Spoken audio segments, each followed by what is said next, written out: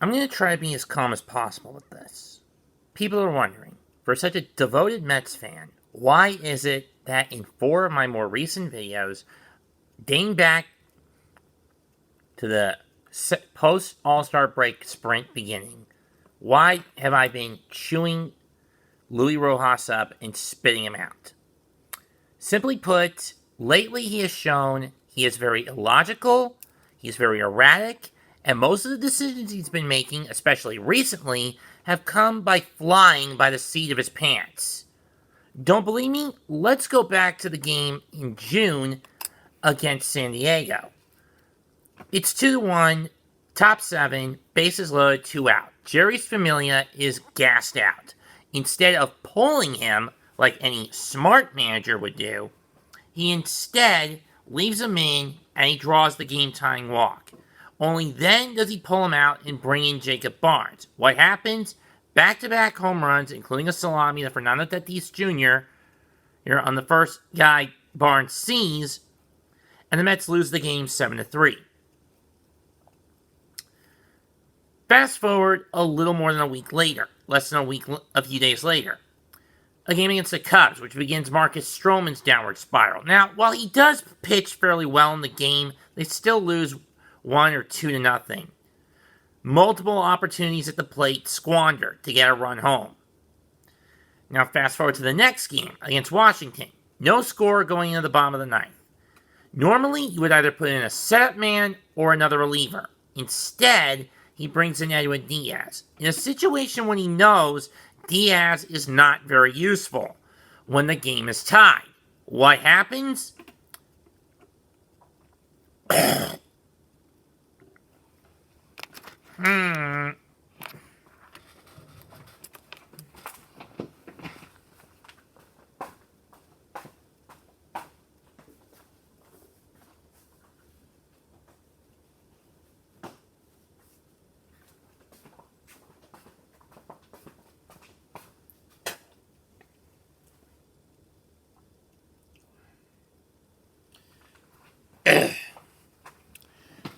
Sorry, I had a loogie to hawk up. Anyway, what happens? He brings him in, he doesn't get an out, and gives up the game-winning run. This starts a bit of a trend for the Mets where they don't score in back-to-back games. This after scoring a few runs in some games, and begins this stretch where they can't win more than 2 in a row.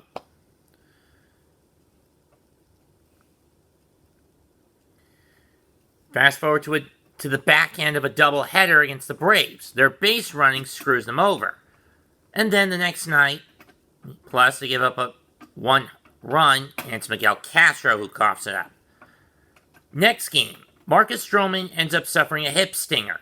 They bring in Yennsy Diaz, a kid that got in a trade with Toronto to bring Jonathan Villar and Kevin Pillar to the Mets during the offseason, in exchange for Steven Matz and a few draft picks.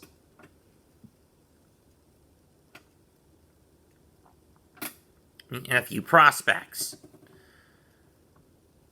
Instead of going with a more logical choice to bring in, he instead brings in Diaz. What happens? He gives up a 3-run homer to Austin Riley, and the Mets lose outright in that game 3-0.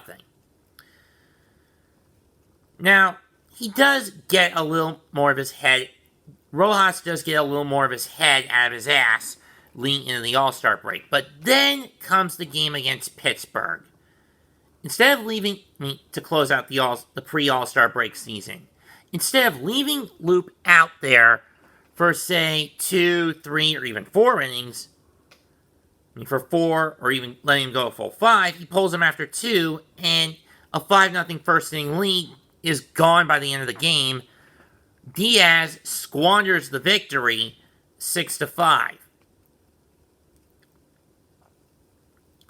And this starts the trend we're seeing now, where Rojas' erratic logic, or lack thereof, is screwing the Mets left and right. July 17th, Tyler McGill is on pace to win his first game as a pitcher. The Mets are up 6-0. It's the bottom of the 8th. He brings in Seth Lugo, his normal setup guy. Unfortunately, because of the fact he hasn't used Lugo in over a week, partially due to the All-Star game and partially because he's that damn dumb. He gives up 2 runs, 2 outs. But instead of pulling Lugo for May or someone else, May or Loop, he leaves him in, and Defoe hits the homer that basically is the linchpin to the Pirates' eventual comeback in the 9-7 comeback win.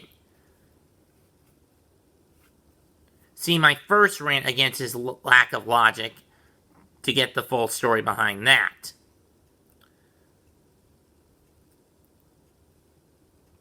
They managed to take 2 of 3 from the Reds.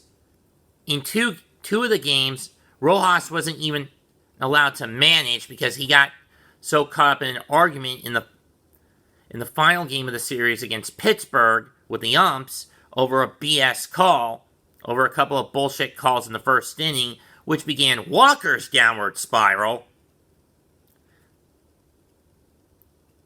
as a pitcher.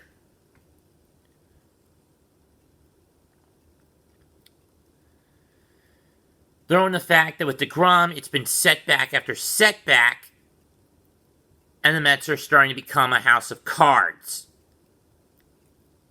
But anyway, back to the next game where his logic, or lack thereof, gets the better of him.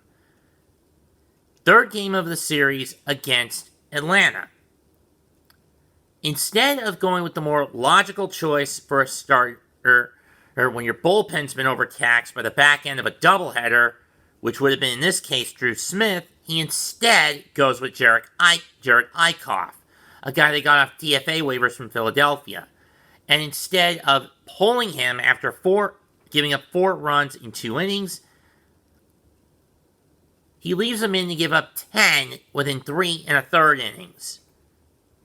Had he chosen Smith instead of Eichhoff, the Mets could have won that game 5-2 instead of losing it 12-5. Then comes the Carrasco game on Back in Black night. Instead of leaving him out there to pitch 1 more inning, he brings in Miguel Castro, and he basically gives up the game-winning run against the Reds. And the Mets finish that homestand 5-6. Fix-It City. Now, with this road trip, 2 games we could have won on paper, including today. 1 game we did win. And 1 where incompetence shine, and 1 I'm not even going to touch with a 10-foot pole. Instead of but more so with today's game.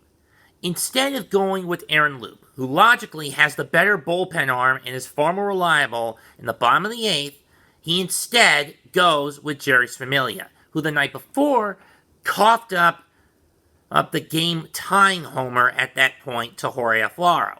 And Alfaro again, to Jesus Aguilar. This time, he gives up the go-ahead hit. After a walk and a single, instead of pulling him out and bringing in Loop, he leaves Familia in.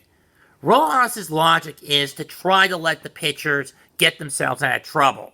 But the problem with this is, it's more, especially if it's a bad pitcher. Unfortunately, the problem with this logic, or lack thereof, is that it ends up blowing up in his face time and time and time and time again. I already yelled at him this afternoon, and because of it, this is now 7, and 5 of the last 7 the Mets have lost. Most of them due to his lack of logic. Another problem I have is with lineup management. Why does he keep putting Conforto in? Michael Conforto 2021 is not Michael Conforto of last year. He's not Michael Conforto of 2020, 2018, or even his pre-injury All-Star year in 2017. He has regressed so badly, he can't even keep his average over the Mendoza line. You have a hot hitter in Brandon Drury, and you don't use him in the lineup anymore? You're not going to use him in the lineup because he's a utility player? I say, let the kid learn the ropes in the outfield.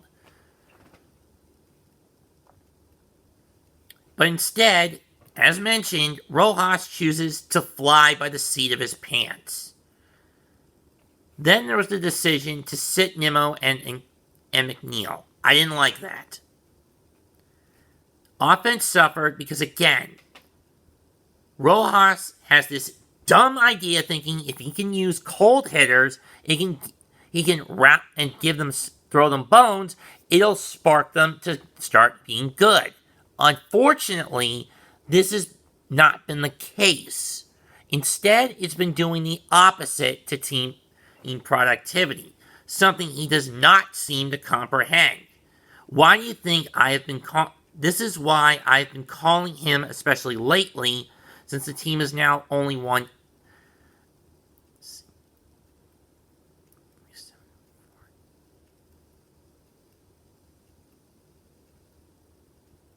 nine, have lost 12 of their last 21.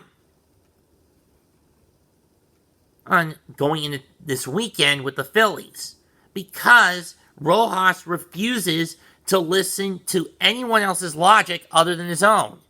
And most of the time, his logic, as I mentioned, is just an excuse to try to make the team work harder to get the easy wins on paper and have them jump through hoops that are set on fire, and it ends up blowing up in his face.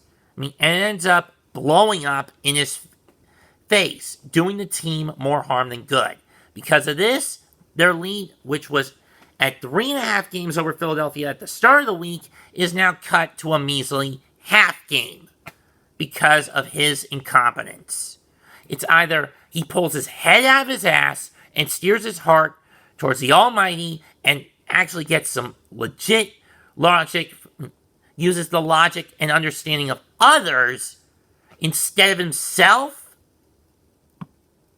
to win these games, or this team is not winning the division, they're not getting in the playoffs, and more importantly, a year wasted of great potential squandered because of an incompetent man in the dugout, because of an incompetent leader in the dugout. When I said David Joss had a better shot at being the manager of this team, I meant it. The 2 games he did manage, we produced 18 runs. 18 runs. 15 of them in 1 game. How many has the team produced at most in a single game since Rojas has come back? Nope. Outside of his return game where the team got a 7-0 shutout win over the Reds, we haven't scored more than 5 in 15 in a row.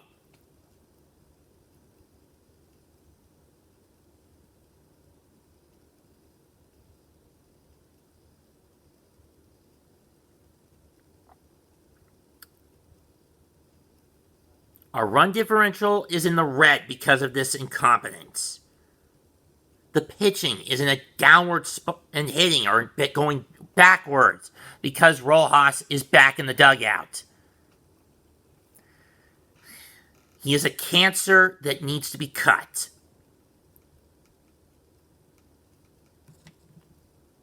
Yeah, you can say the injury bug is also partially to blame. But it's also because this guy leaves his players high and dry, leaving them to figure it out for themselves instead of actually helping them with their problems.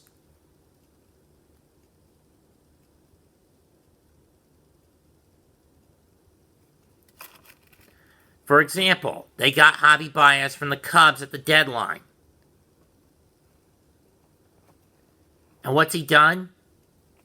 Most of the time, it's strikeout. Why? Because the guy is so tunnel-visioned when he gets ahead in the count. Once he's up 2-1 or 3-1, he's going to swing recklessly, even if the ball is way outside of the zone.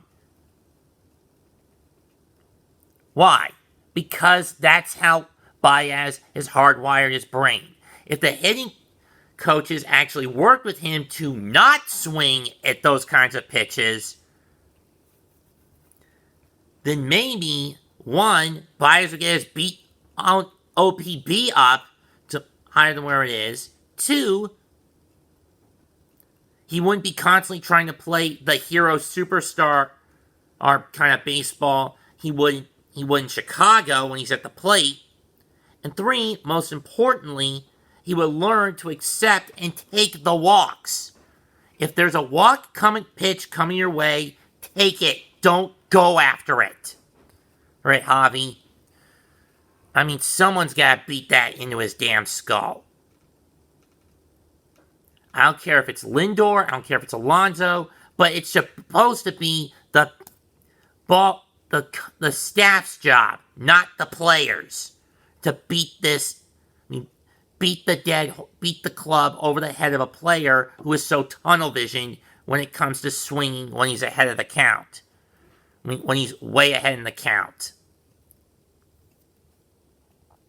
Because Baez is making himself look less like Javi Baez and more like Javi Bust at the plate. The sooner Lindor gets back to calm him down, the better. Because lately, this team is running around like a bunch of chickens with their heads getting cut off. Leave a comment, smash the like button, share the video, sub to the channel, Mets fans. Mets2128 signing out. Goodbye. Good fucking night. Bang.